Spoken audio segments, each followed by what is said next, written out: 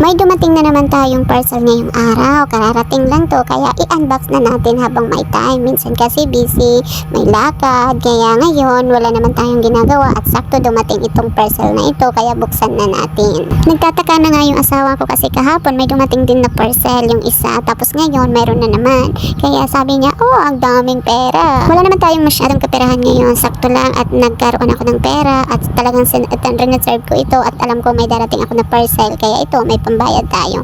Hindi naman ako nag-order kapag alam kong wala akong darating na pera at wala akong ibabayad dito. Kaya ito na na. Hala, ang ganda pala. Napawaw na lang ako. Isa pala itong pants kasi wala na akong sinusuot na pants kapag umaalis ako.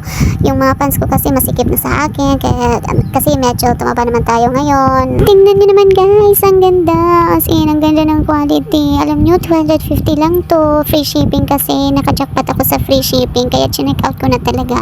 I-click mo na yung Yellow Basket at tingnan mo baka naka-free shipping din sa'yo at huwag ka nang mag-alinlangan pa i-check out mo na ito. Ngayon na, dali na.